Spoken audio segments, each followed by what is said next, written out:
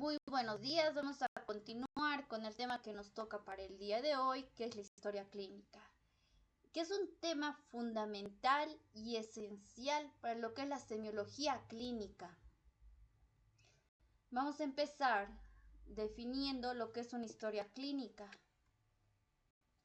Decimos que la historia clínica es la narración ordenada y detallada de los acontecimientos psicofísicos, sociales, pasados y presentes referidos a una persona que surgen durante lo que es una anamnesis y lo que es un examen físico. Que la historia clínica es considerada como un documento médico porque refiere características propias de la enfermedad desde un punto de vista médico, descripción de hallazgos semiológicos como síntomas, signos, síndromes, el cual nos va a llevar a lo que es un diagnóstico y posterior tratamiento. Un documento científico por la descripción de los hallazgos y las manifestaciones evolutivas de la enfermedad nos llevan a conocer a más detalle cada enfermedad. Documento legal. Todos los datos consignados en una historia clínica pueden ser usados como testimonios. Un documento económico es un conjunto de medidas tomadas que tiene un costo que deberá ser pagado por la institución o por el propio paciente. Un documento humano en el cual se va a reflejar la relación médico-paciente en la confianza que te va a tener el paciente al decirte todos los detalles de lo que le está pasando. La estructura. La historia clínica vamos a dividir en dos partes, lo que es una anamnesis y lo que es un examen físico propiamente dicho. Aquí yo les voy a dejar lo que es una infografía para que puedan ustedes revisarlo más a detalle. Vamos a iniciar con lo que es la anamnesis. Hablamos que es la indagación por medio de preguntas de las características de la enfermedad, de los antecedentes del paciente. Es obligatorio que realice el médico. Debe tener un orden especial para evitar olvidos o omisiones. Debe realizarse en un lugar, en un ambiente tranquilo, sin ruido y donde no puede haber interrupciones. Al mismo tiempo de redactar una historia clínica, se tiene que tomar en cuenta que este es un documento legal en el cual no puede existir borrones, el uso de corrector. Ese tiene que estar redactado con lapicero azul y con una letra legible, porque todos van a agarrar esa historia clínica y necesitan leerla. La primera parte de una anamnesis es la ficha de identificación, también denominada lo que es la afiliación. Esta parte es como nosotros conocemos a las personas de una forma civil. Esto nos va a ayudar a conocer más a la persona y a la enfermedad. Entonces, hablamos de un nombre completo que no puede estar abreviado, edad, lugar y fecha de nacimiento, género, porque dependiendo cada género hay más frecuencia de un tipo de enfermedad, profesión u ocupación. ¿Por qué es importante? Porque hay actividades, hay trabajos donde están más expuestos a ciertos riesgos y a cierto tipo de enfermedad. Procedencia y radicación anterior, sí, es importante, no se puede omitir porque dependiendo el área, la región donde ellos viven, han vivido o donde ahora están, hay ciertas patologías que son características de esa área geográfica. El estado civil es importante, la nacionalidad, el grado de instrucción, porque no es lo mismo que le expliques a un paciente que está cursando, que ha terminado de cursar todo lo que es nivel secundario, universitario y posgrado, a que le expliques a una persona que solamente ha terminado el área de el grado secundario. Entonces, vamos a tener que saber el grado de instrucción para dar una explicación según también al grado de instrucción que tiene el paciente. ¿A qué me refiero? Que cuando nosotros hablamos con el paciente vamos a tratar de no usar tanta terminología médica para que él nos pueda comprender. Y más aún así, si es una persona que no ha llegado a un grado de instrucción universitario, a comparación de aquellas personas que han llegado a un grado de instrucción de posgrado, entonces donde si tú le das una terminología médica, pues van a comprender. La religión es muy importante, sí, costumbres también. Hay ciertas religiones que no admiten, no permiten la transfusión de sangre. Entonces, es de vital importancia saber la religión, qué costumbres tiene. Algo que no se pueden olvidar al momento de redactar lo que es una historia clínica es el hecho de poner fecha y hora de la cual se está realizando la historia clínica. Pasamos a la fuente de historia. En esta parte es importante poner quién te está dando la información. Puede ser el mismo paciente, puede ser un familiar, puede ser otra persona. Y también es importante aquí poner el grado de confianza que nos da la información que nos está dando. En aquí es importante cuando son, por ejemplo, historias clínicas pediátricas, el cual se dice fuente de historia madre, que merece relativa confianza. Padre, que refiere relativa confianza. Entonces es importante poner quién nos está dando la información. En caso de que sea el mismo paciente, se puede poner mismo paciente que merece relativa confianza. No es bueno poner mismo paciente que refiere confianza, porque a ti no te da certeza que lo que te está diciendo sea 100% real y verídico.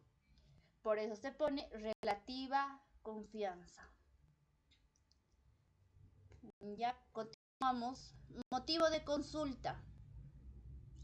Es la carátula médica de la historia clínica. ¿A qué se refiere? Es cuando un paciente viene y te dice, señora, ¿por qué está viniendo usted a la consulta? Ah, es que tengo tos. Ah, es que tengo fiebre. Entonces, tú automáticamente ya sabes a qué vas a dirigir esa historia clínica que estás redactando.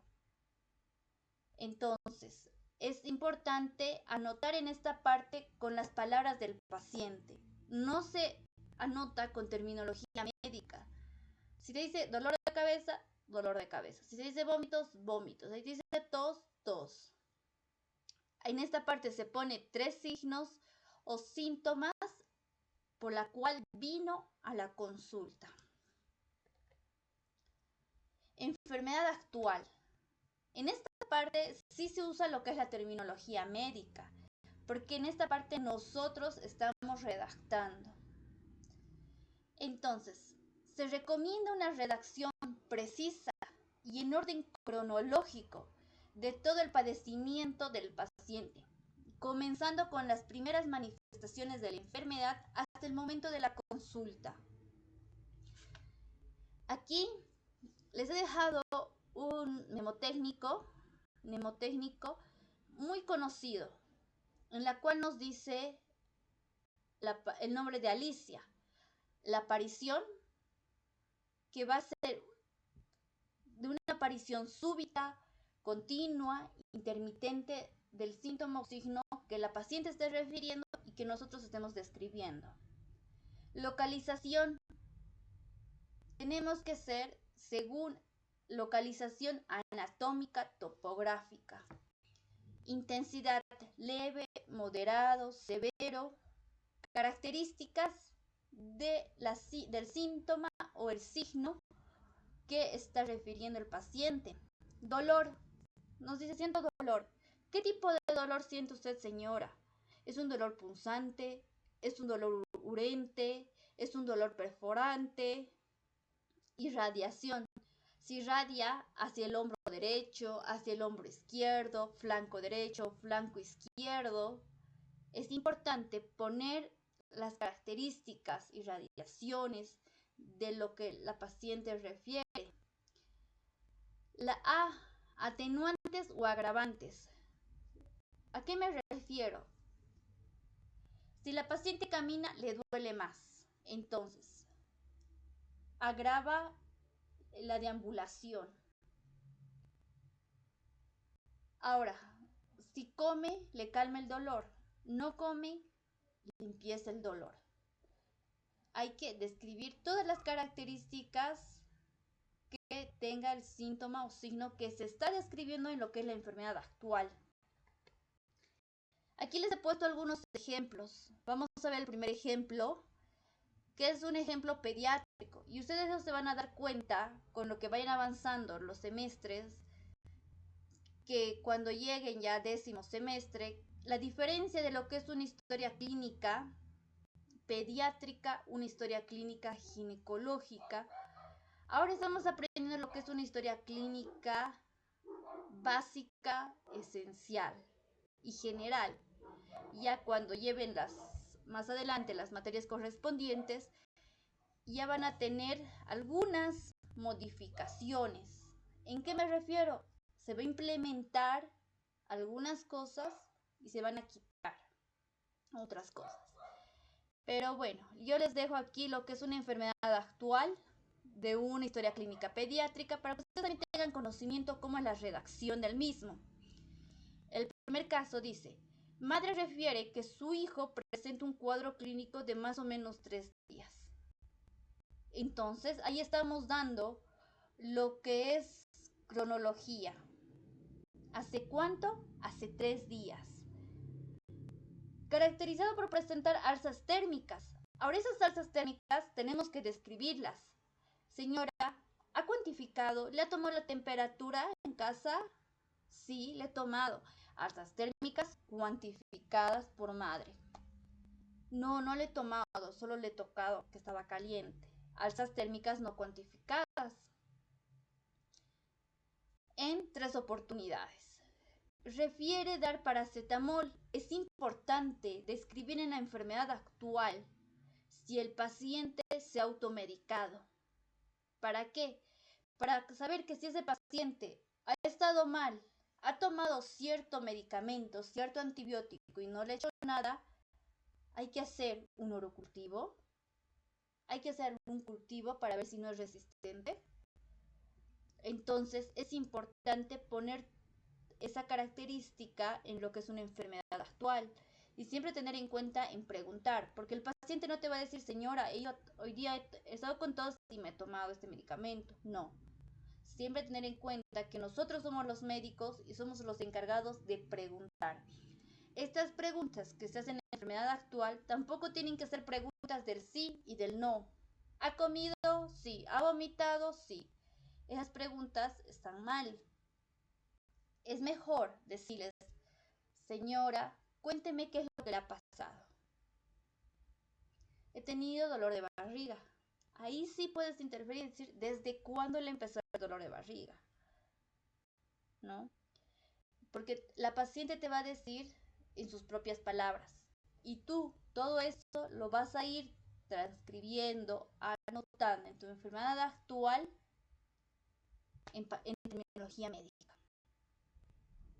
A veces cometen este error de poner en la enfermedad actual terminología del paciente, la cual no es correcto. Tú no vas a poner dolor de barriga, donde tú tienes que poner dolor abdominal en flanco derecho, dolor abdominal en flanco izquierdo, y si irradia, no se irradia, se atenúa, no se atenúa. ¿Qué características tiene ese dolor? ¿Qué tipo de dolor es? Bueno, continuando, vamos a ver. Hace 2 días tomó medicamento, el paracetamol de 0.5 ml.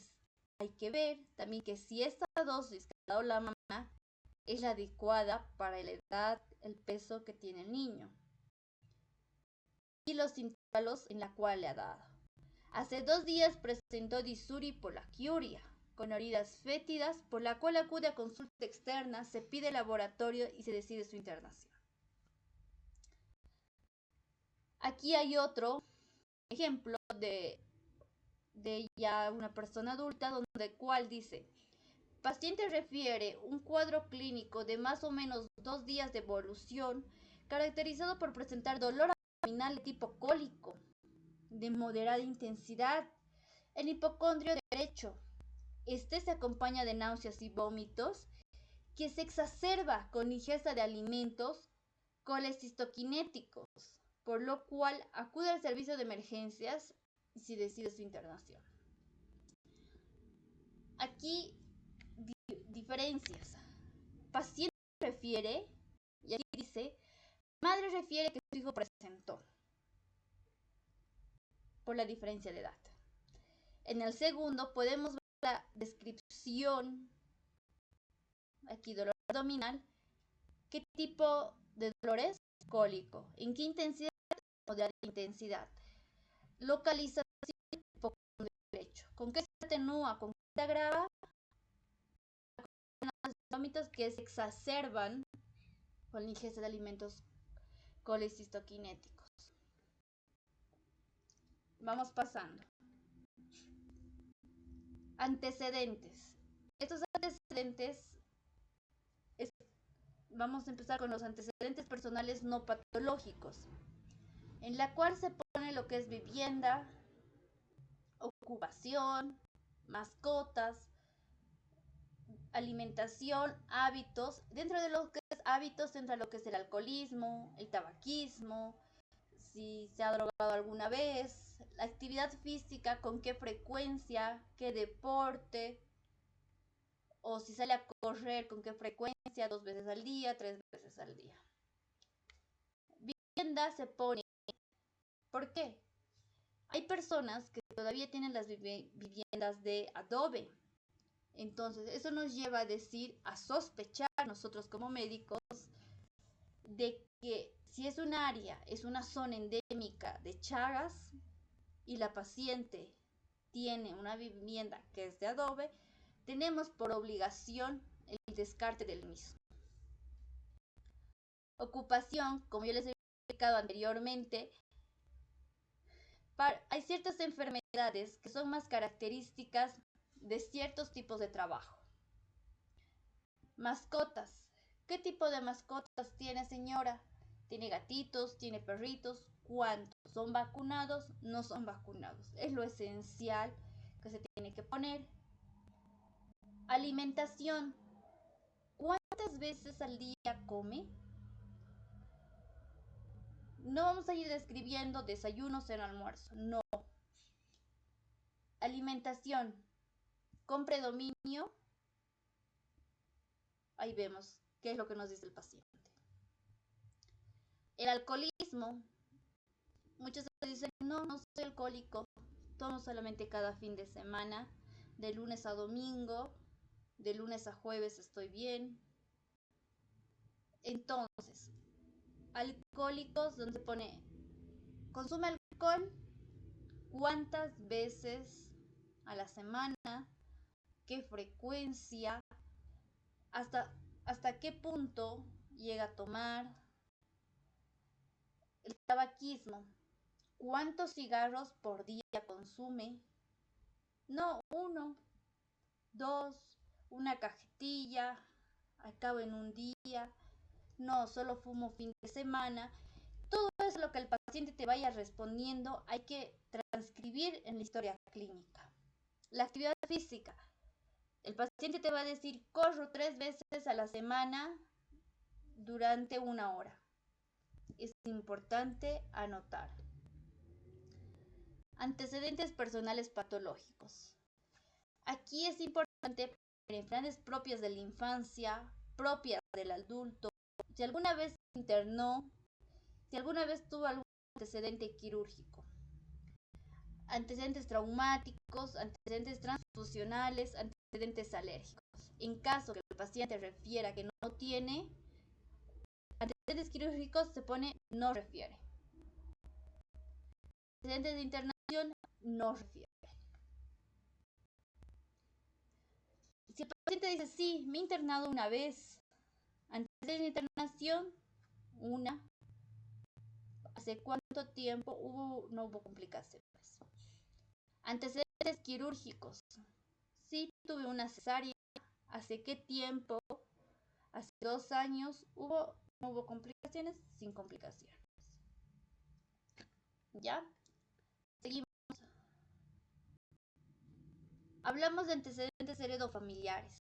Aquí es importante los antecedentes heredofamiliares poner madre viva de 55 años, sana. Madre que falleció por tal motivo. Lo mismo, padre vivo de 60 años, sano. Padre falleció a los 70 años por COVID. Madre falleció hace 5 años por cáncer de mama. Hermano vivo de 18 años, sano. Hermano fallecido hace 3 años, accidente de tránsito.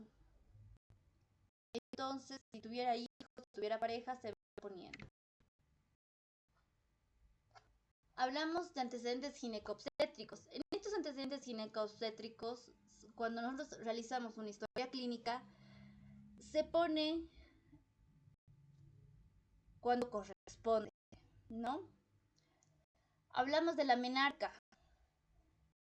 Cuando le ha venido su menstruación por primera vez. Hablamos de una edad.